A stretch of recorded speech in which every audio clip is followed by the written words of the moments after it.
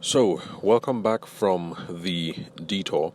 At the last recording, we took a detour to examine one of my personal creeds, something that I say a lot on the podcast, which is that you should take care of your sales activity and not to worry about your sales results, because the sales results basically will take care of themselves because there are lots of factors and conditions that are beyond your control.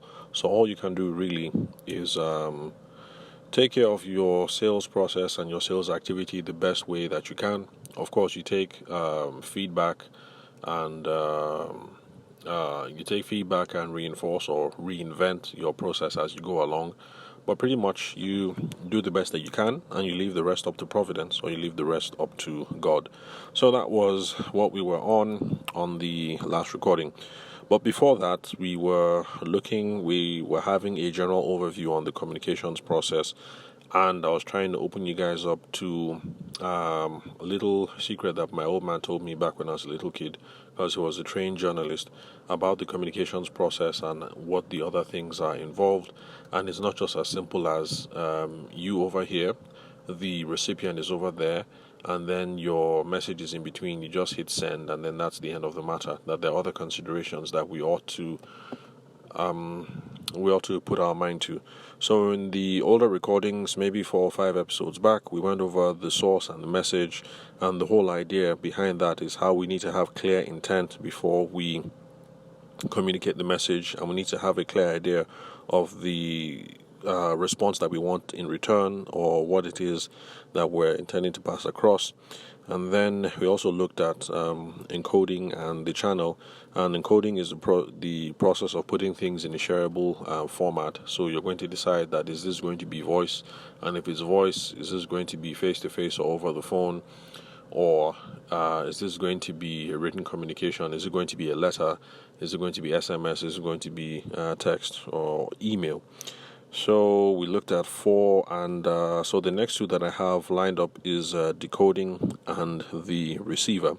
So we're now looking at things from the other end of the process. Now, before I continue, I want to give a little caveat, the same that I've been doing on all the other episodes relating to communications, and that is that this exercise that we're going through is not the technically correct or the academically correct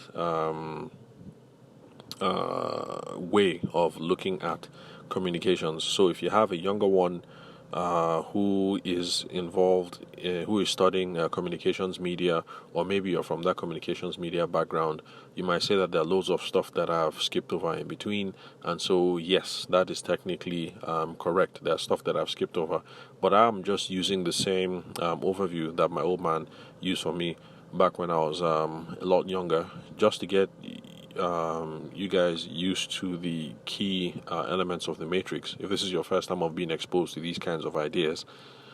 So I'm just trying to get you guys up to date and introduced to a different way of looking at communications that is not just linear, it is cyclical.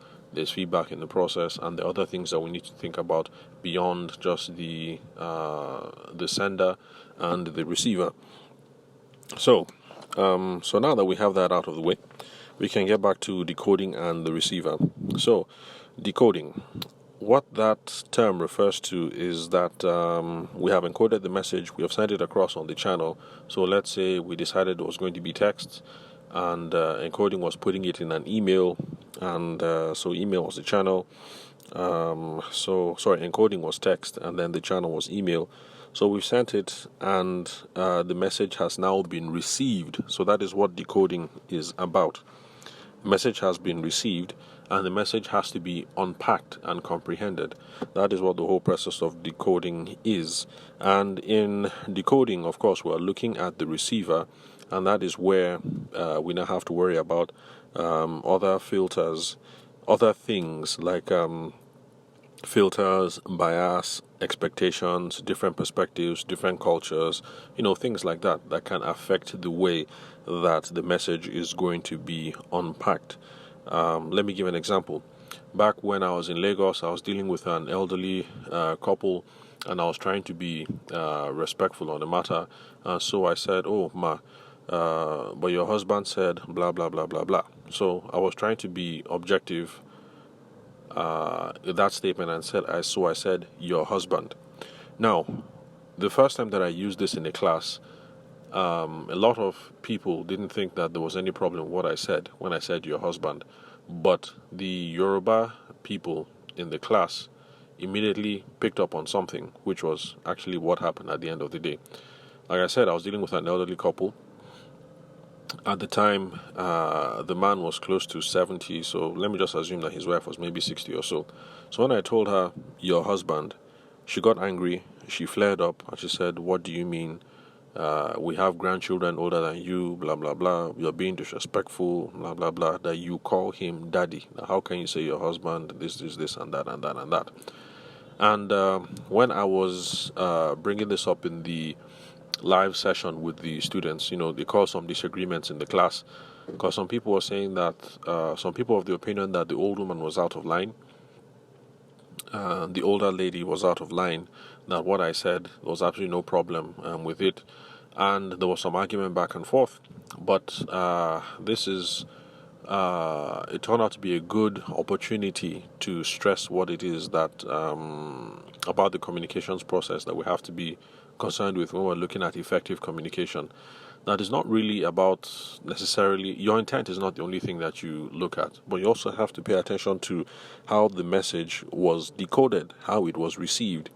And unfortunately, even when you're trying to be objective and state things in a matter-of-factly manner, your clients are going to interpret things through their filters, through their bias, through their expectations, through their perspectives, through their cultures, through their worldview, through whatever it is. And so for her, I was just being a 30-year-old snot who was being very rude.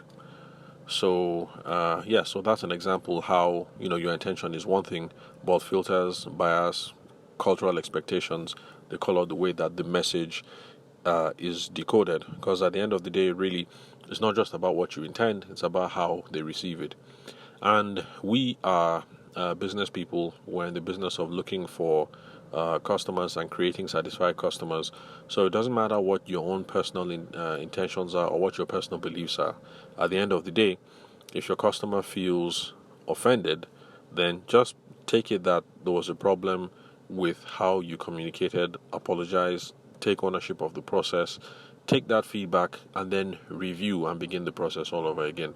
So if you're involved in that kind of situation where the offending thing is the use of your word, like your husband or daddy or uncle or whatever, take that on board and take that feedback on board and then begin the process all over again. So proper thing to do is, I'm sorry, ma, I take responsibility for that. I wasn't trying to be respectful.